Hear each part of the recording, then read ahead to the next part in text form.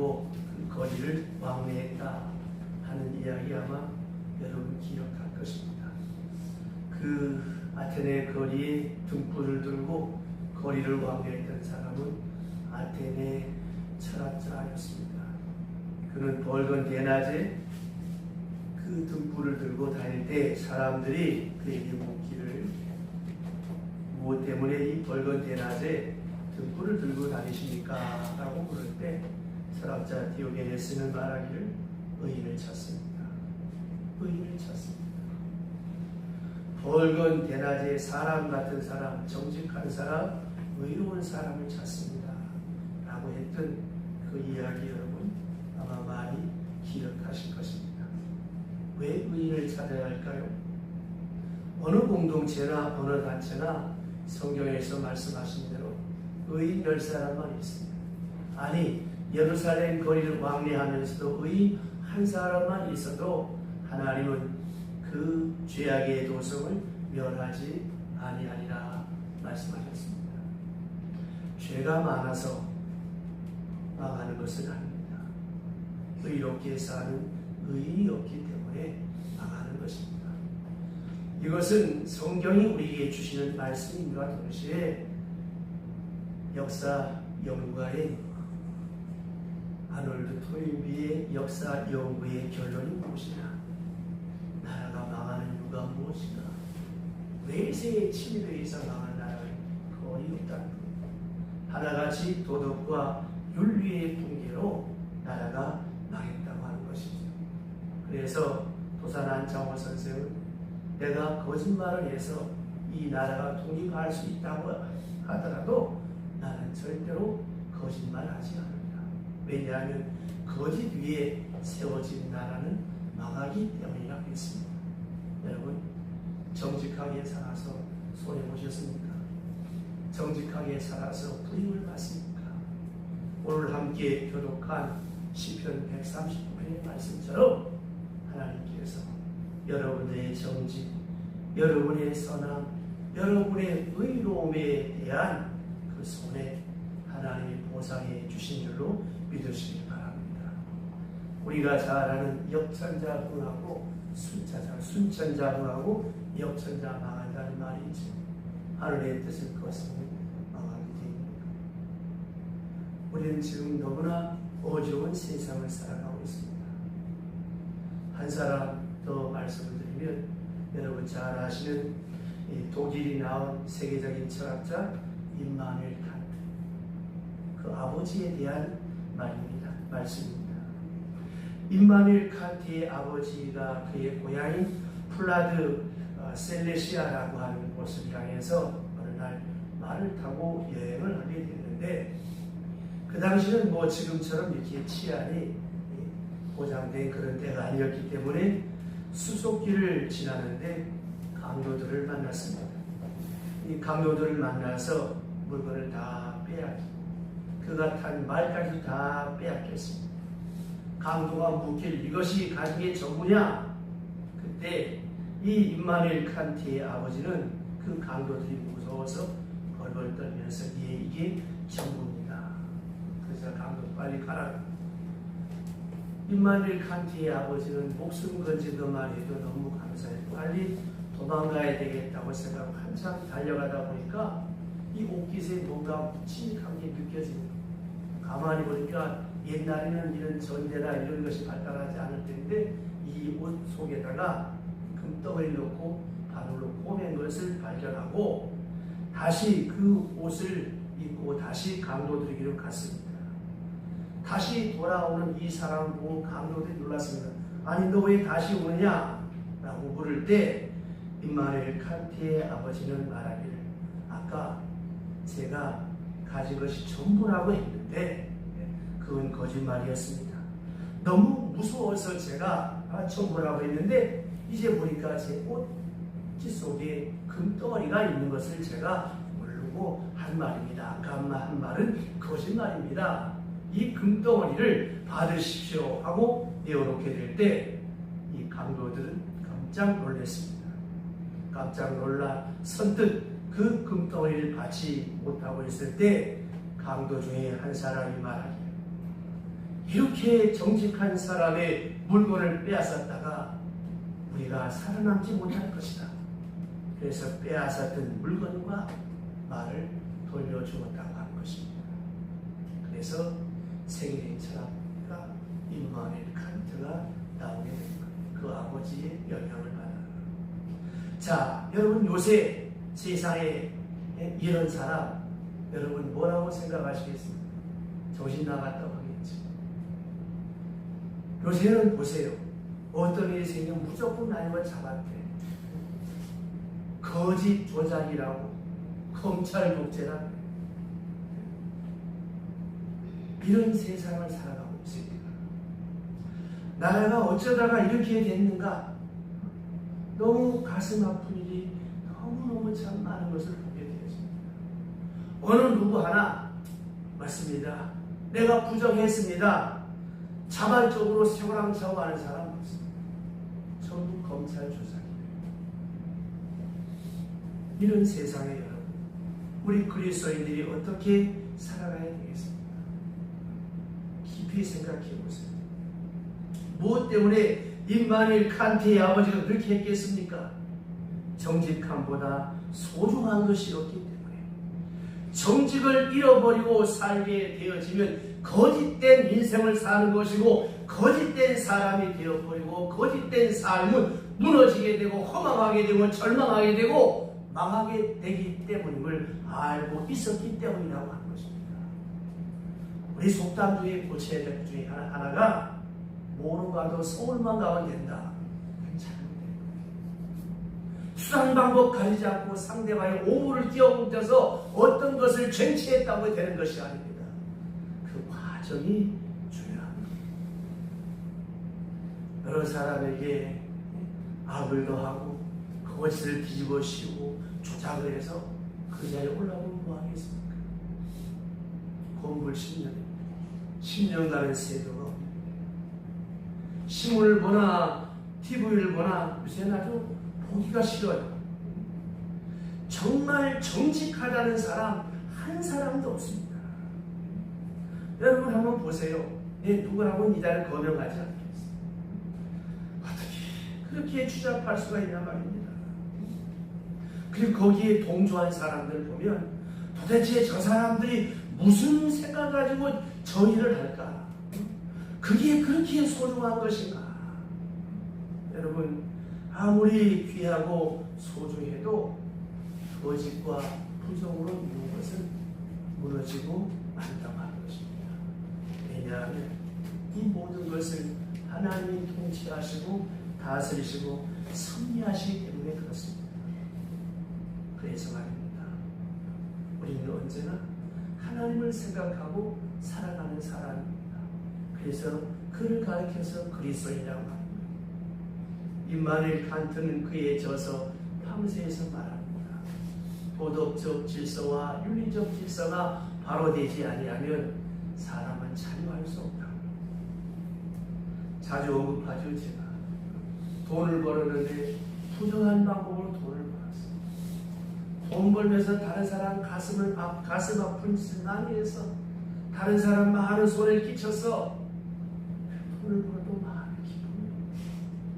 그러니까 그걸 달래기 위해서 현명하게 보십니다. 부정한 방법으로 높은 자리에 올랐습니다. 여러 사람을 짓밟았습니다. 아무도 존경하지 않습니다. 예수를 믿거나 예수를 안 믿거나 정직함과 진실함에서 벗어나면 그런 기쁨이 없습니다. 여러분 사람도 마찬가지입니다. 마음과 뜻과 정성과 성품을 다하여 살아가지 않는 사람은 기쁨을 주십니다. 쾌락만 있습니다.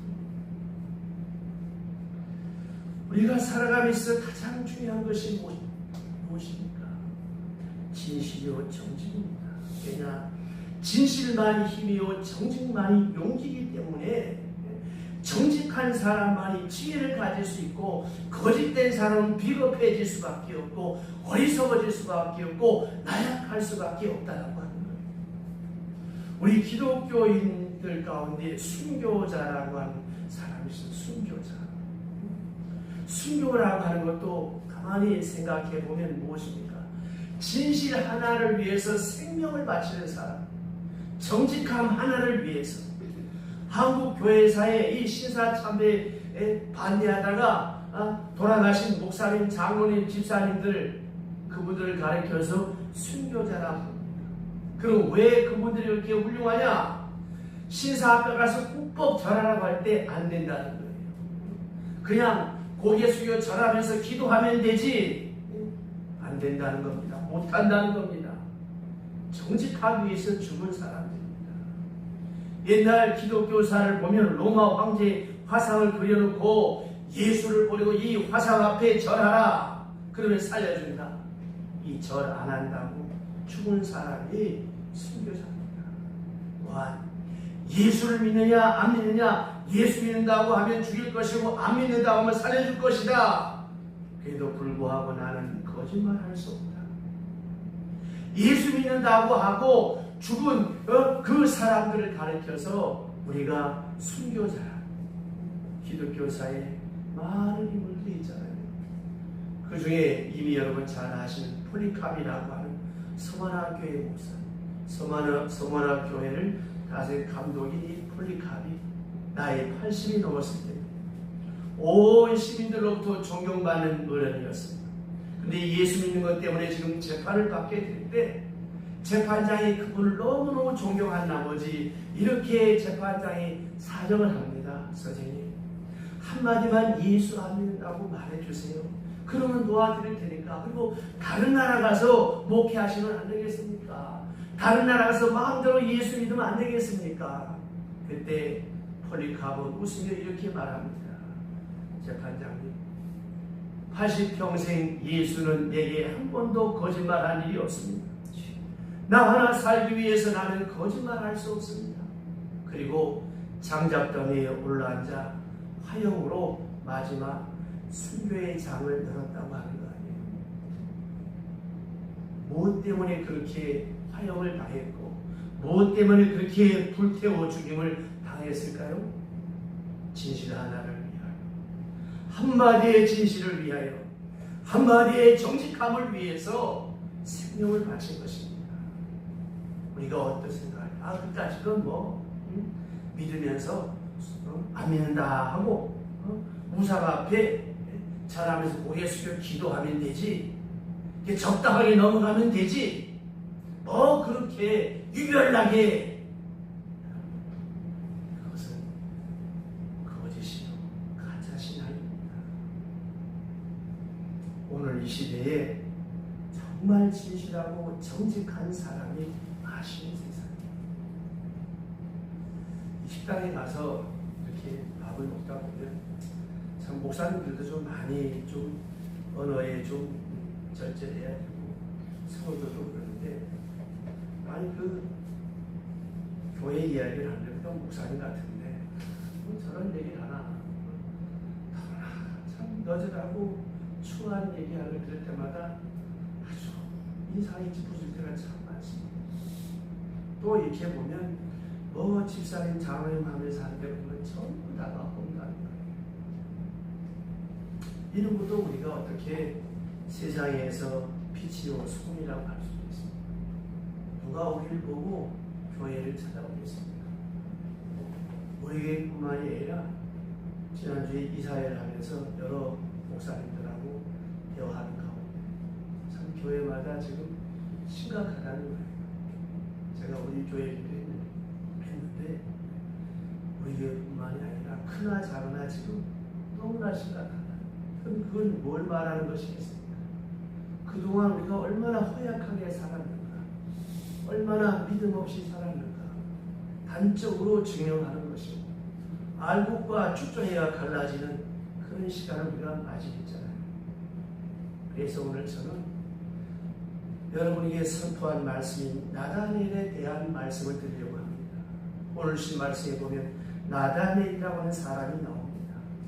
그는 예수를 만나는 순간에 예수께서 그를 향하여 참 이스라엘 사람이라, 진짜 이스라엘 사람이라, 이 사람 진짜라. 저는 저와 여러분이 누구를 만나나 저 권사님 저 집사님 진짜야 이런 소리 들을 수 있기를 주의 이름으로 축원합니다. 그는 노예가 아니었어요. 야곱처럼 간사한 사람이 아닌 참 이스라엘, 하나님 앞에 구원받은, 하나님의 축복을 받은 참 이스라엘이라고 칭찬하시면서 그 속에 한마디 덧붙여서 하신 말씀이고요. 오늘 말씀 보시면 간사한 것이 없도다. 제가 설교 제목을 간사한 것이 없다라고 쓸까 하다가 아유 주보가 너무나 좀 세속화된 것 같고 추락하는 것 같아서 나를 아시는 하나님으로 제목을 바꿨어요. 간사한 것입니다. 가끔 이렇게 참 슬픈 일이 뭐냐면 이런저런 사람과 대화하다 보면 막 머리 풀러가는 소리가 막 들리는 사람들이 있어요. 잔머리 굴리면 두 번 다시 만나겠습니다. 오늘 간사한 것이 없다고는 원문의 뜻은 도덕적으로 가늠하지 않았다, 순결을 지켰다고 하는 내용이 있고, 또 하나는 물질적으로 이 단어를 사용하게 될 때 술에 물타지 않았다, 물타지 않은 순수한 술이다, 혼합되지 아니한 깨끗한 그런 정직한 인격을 말하는 것입니다. 원래 나사렛이라고 하는 동네는 지정학적으로 유대와 사마리아 북쪽 국경 근처에 놓여 있는 곳입니다.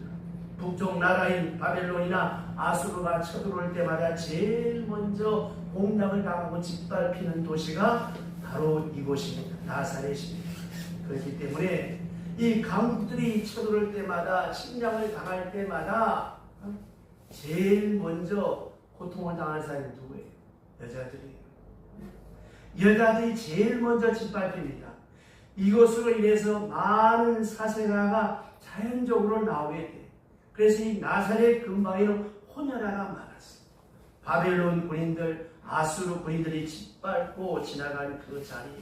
그렇기 때문에 나사렛이라고 하는 이 말은 굉장히 저속하고 천박하고 멸시적인 말입니다. 다 섞인 잡종이라는 말이죠. 그런 사람들이 사는 마을, 그런 멸시할 때 쓰여지는 말입니다. 전통적으로 나사렛이라고 하는 말은 멸시받는 지역이다라고 하는 그런 지역입니다.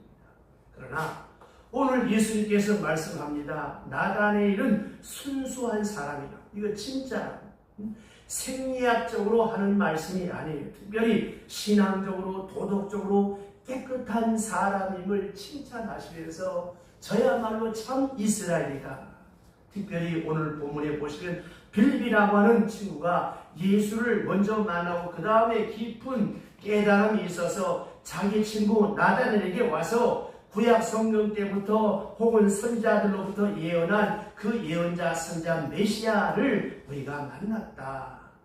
그가 바로 나사렛 예수다라고 말하게 될 때 나다넬의 반응이 어땠습니까?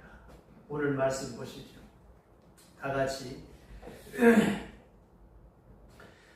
46절 시작. 나다넬이 이르되 나사렛에서 무슨 선한 것이 날 수 있느냐? 빌립이 이르되 와서 보라. 아멘. 자, 이 나다넬이 대놓고 말합니다. 야, 무슨 나사렛에서 그런 선한 사람, 그런 거룩한 사람이 나오냐? 이렇게 정직하게 그런 말을 합니다. 나사렛이라고 하는 곳이 바로 그런 곳이에요. 그런 곳이 날 수 없는 촌스러운 동네, 안 좋은 동네, 도덕적으로 윤리적으로 문란한 동네를 뻔히 아는 마을인데, 야, 거기서 무슨 선한 게 나겠느냐? 일단 거부합니다. 부정하고 또 빌립이 말하기를 와 보라 할 때 그대로 부정하지 않고 예수께 나온 사람이 나다넬입니다. 이제 아주 적극적으로 긍정적으로 행동적인 인격을 가진 사람이 나다넬이에요. 예수님 앞에 의심을 극복하고 의심하면서도 예수님 앞에 나오고 있는 이 모습을 예수님께서 딱 지켜보시고 하신 말씀이, 야, 이 사람은 진짜 이스라엘이다. 원래 참 이스라엘이라고 하는 이 이름은 야곱이 하나님께로부터 축복을 받아서 얻은 이름이 아니겠습니까? 야복강에서 하나님 앞에 기도하고 부르짖어서 환두뼈가 부러질 정도로 부르짖어 기도하다가 응답으로 주어진 소중한 이름, 내 이름을 바꾸어라. 야곱이라고 하는 간사한 이름을 버리고 이제는 이스라엘. 내가 하나님과 겨루 이겼다고 하는 그런 응답적인 선민적인 소중한 이름이 이스라엘이라고 하는 이름입니다. 그런데 오늘 본문에 보면 이스라엘이라고 하는 이 이름 앞에 참이라고 하는 이 진실이라고 하는 이 한마디가 더 붙습니다. 참 이스라엘이다. 이렇게 칭찬을 듣고 나다니엘은 감격해서 말합니다. 아니 선생님 나를 어떻게 아십니까? 그때 예수님께서 말씀하십니다. 네가 무화과 나무 아래 빌립이 부르기 전에 무화과 나무 아래 있을 때 보았느니라. 이 말에 나다니엘은 깜짝 놀라게 됩니다. 그러면 이 무화과 나무 아래에서라고 하는 말이 뭐겠습니까? 무화과 나무 아래에서는 그가 뭘 했는가라고 하는 거예요. 전통적으로 성경을 해석하는 많은 성경학자들의 결론이 무엇인가 하면 뜨거운 지방이기 때문에 무화과 나무가 소중했고 그 무화과 나무 그늘 아래에서 저들은 더위를 피하여 쉬는 곳인데 특별히 경건한 이스라엘 사람들은 무화과 나무 아래에서 선지자들의 예언서를 읽고 묵상하고 기도했다라고 하는 것입니다. 그러니까 전통적인 이스라엘 사람들은 3시, 6시, 9시 하루에 3번씩 꼭 기도하는데 우리로 말하면 9시, 12시, 3시 아무리 바빠도 여러분 그 이슬람 메카들 보세요. 12시 되면 다 엎드려서 절하고 하잖아요. 그것처럼 이 이스라엘 사람들이 9시, 12시, 3시가 되면 아무리 바쁜 일이 있어도 다 손을 내려놓고 조용히 명상하고 기도하고 하나님의 말씀을 묵상했다고 하는 것입니다. 이런 명상의 시간이 필요한 거예요. 그래야 여러분 우리가 거짓된 사람이 되지 않을 수 있고 자기 성실, 자기 진실을 지켜갈 수 있어요. 이게 경건의 힘입니다. 오늘 이 세대의 사람들은 너무 바쁘게 살아가느라 정신이 없어요. 이런 조용히 앉아서 묵상하고 명상할 시간이 필요한 거예요. 조용히 자기를 살펴야 할 시간이 필요한데 조용히 하나님의 뜻이 어디 있는가를 생각해야 되는데 모두가 바쁘다는 핑계로 그저 시간에 쫓겨서 허둥지둥 살아가기 때문에 거기에 실수가 있고 후회가 있고 아픔이 있고 괴로움이 있는 것입니다. 그런데 예수께서 나다니엘이 무화과 나무 아래 조용히 정한 시간에 기도하고 명상하는 것을 멀리서 보았거든요. 내가 너를 보았다 이렇게 말씀하니까 나다니엘이 너무너무 감사한 거예요. 왜? 자기의 작은 경건을 알고 계시고 보아주셨고 자기의 진실을 알아주신 것에 대해서 너무너무 감사했다라고 하는 것입니다. 만약에 여러분 나다니엘이 시장통에 앉아서 술을 먹고 있었다든지 누구 험담을 했다든지 어떤 부정한 일을 하는 것을 예수께서 보셨더라면 어떻게 됐겠습니까? 그런데 그도 허물이 많은 사람이건만 그런 허물을 말씀하지 않고 가장 경건하고 가장 신령한 시간 경건의 절정인 그 시간을 예수께서 보시고 알아주셨다는 거예요.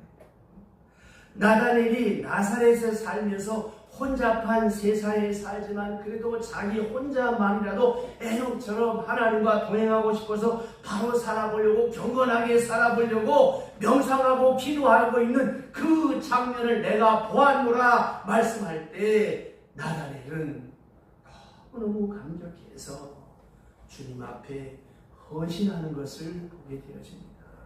그렇습니다. 사람은요 자기 진실을 알아주는 사람에게 마음을 바치게 돼 있는 거예요.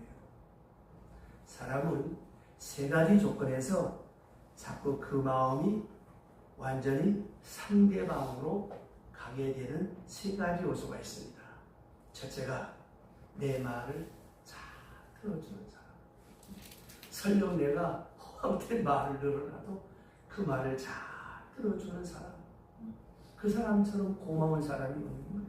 두 번째, 내 말을 믿어주는 사람. 내가 뻘건만 해도 포란다고 해도 믿어줄 수 있는 사람. 정말로 자기를 믿어주는 사람. 그리고 더 중요한 것은 내 형편, 내 사정을 다 이해해주는 사람. 내 진실을 다 이해해주는 사람. 그런 사람에게 사람은 마음을 바칠 수 있는, 자기의 생명을 바칠 수 있는 것입니다. 여러분, 어떤 형편에 살든지 내 진실, 내 중심, 이 간절한 정직함을 알아주는 거, 이거보다 더 고맙고 감격한 일이 어디 있겠습니까? 어느 부부가 살다가 도저히 살 수 없어서 헤어지게 되었습니다.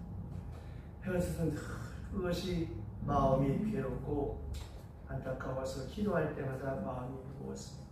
어느 날 목사님을 찾아가서 2차, 저차, 2차에서 제가 이렇게 이혼을 하게 됐습니다. 막 그렇게 할 때 그 목사님은 그 여인의 가설을 다 듣고 이렇게 말했습니다. 살면서 이혼이라고 하는 말이 목구멍까지 안 올라오는 사람이 어디 있겠습니까? 그러나 다만 용기가 없어서 못한 것뿐이죠. 당신은 당신의 선택에 대해서 나는 이렇다 저렇다 말하지 않겠습니다. 다만 당신이 선택한 일이기에 이토록 괴로워하는데 그 괴로워하는 마음도 하나님이 아실 것입니다. 세상 사람들은 몰라도 하나님은 아실 것입니다. 그 말 한마디 얘는 푹 울면서 그 마음의 무거운 짐이 해소되었다고 하는 거예요. 보세요. 내 진실, 내 중심, 내 아파하는 괴로움, 이걸 알아주게 될 때 사람은 자유할 수 있고 평안할 수 있고 믿을 수가 있다고 하는 것입니다. 오늘 이 나다넬이 바로 이로 인해서 예수의 제자가 되었다고 하는 것입니다. 미국에 가서 열심히 공부하고 많은 준비를 해서 사업을 시작했습니다.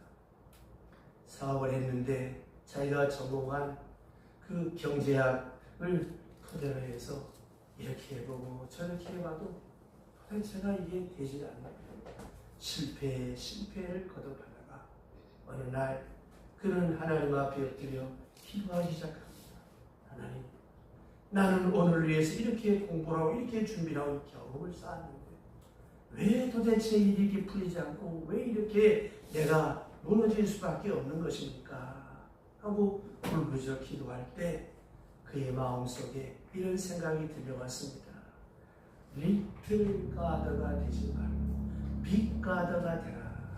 무슨 말인가 하면 작은 하나님을 믿는 사람이 되지 말고 큰 하나님을 믿는 사람이 되라.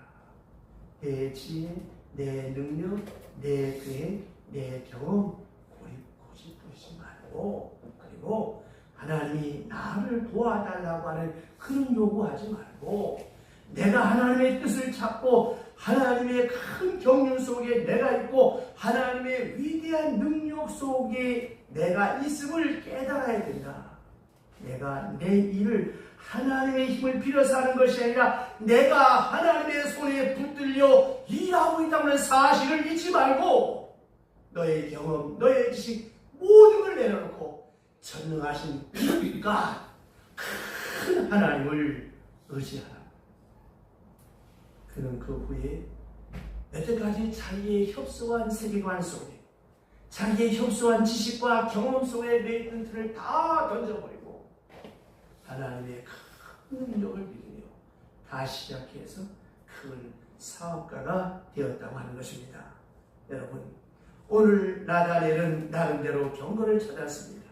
그러나 이건 다 소용없고 그리스도의 위대하신 그 앞에 완전히 그대로 끌려가게 됩니다. 빌립이 너를 부르기 전에 내가 너를 보았다. 내가 주님을 찾은 것이 아니었습니다. 그가 나를 찾았습니다. 그래서 예수 믿는 사람들은 생각하지 않습니까? 처음에는 내가 예수 믿었다고 생각했어요. 그러나 이제 돌이켜 생각해보면 하나님이 나를 부르셨고 나로 하여금 예수 믿게 한 것이죠. 내가 주님 앞에 나온 것이 아니에요. 주님께서 강권적으로 나오게 만드셨고 내가 이만큼이라도 경건을 찾고 믿음을 가진 것이 있다라고 한다면 이건 내가 한 것이 아니라 하나님의 큰 능력으로 내가 이만큼의 경건을 지키고 내가 이만큼의 믿음을 가지고 내가 이만큼이라도 하나님 앞에 일하고 있다라고 하는 사실을 여러분 기억하시길 바랍니다. 아멘. 그래서 예수님께서 말씀하십니다. 구하기 전에 아십니다. 하나님의 크고 위대하심을 깨닫게 될 때 비로소 하나님의 사람이 되더라는 말씀입니다. 나다네엘은 말합니다. 그가 나를 찾아왔어요. 그 사실은 내가 이 시간 알고 주님 앞에 나간 것뿐이지 그 이전에 주님이 나를 아시고 나를 보고 계셨다라고 하는 사실입니다. 우리는 눈에 보이지 않는 하나님이 나를 안 보시는 것처럼 생각해요. 나를 모르는 것처럼 생각해요. 그러니까 삶이 곤두박질을 치는 거예요. 잘 될 때만 아니라 안 될 때도 언제 어디서나 하나님의 불꽃 같은 눈동자가 우리를 살피고 보고 계신 줄로 믿으시기를 바랍니다. 아멘. 이 사실을 얼마나 믿느냐에 따라서 우리의 삶의 자세가 달라지는 거예요.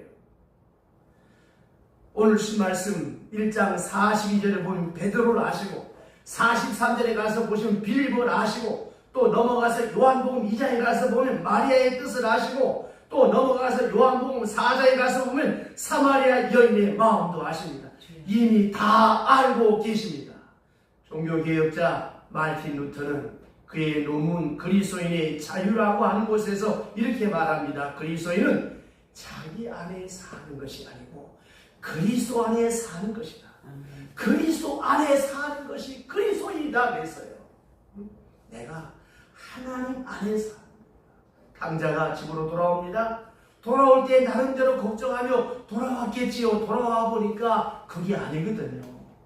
내가 잘못된 것 알고 탕자된 것 알고 내가 이렇게 못된 놈인 줄 알지만 아버지는 집 나가는 순간부터 내가 돌아올 줄 알고 미리 기다리고 있었던 거예요. 벌써 기다리고 있었던 거예요. 죄인 때문에 알고 홀로 자식으로 알고 천하의 무슨 놈인지 알지만 그래도 불구하고 나를 기다리고 있었다는 것입니다. 탕자가 이 사실을 깨닫고 깊이 감옥합니다. 성경에는 없지만 아마 그랬을 것 같아요. 탕자가 아이고 이럴 줄 알았습니다. 진작 돌아올 걸. 안 그렇습니까? 거기서 하나님의 큰 사랑을 깨닫게 됩니다. 톰 해리스라고 하는 정신의학자가 쓴 책 가운데 이런 책이 있습니다. I am okay, you are okay 라고 하는 책이 있습니다. 그 책에 보면 사람의 본성이 바뀌어지지 않는다. 정말 사람의 본성은 안 바뀝니다.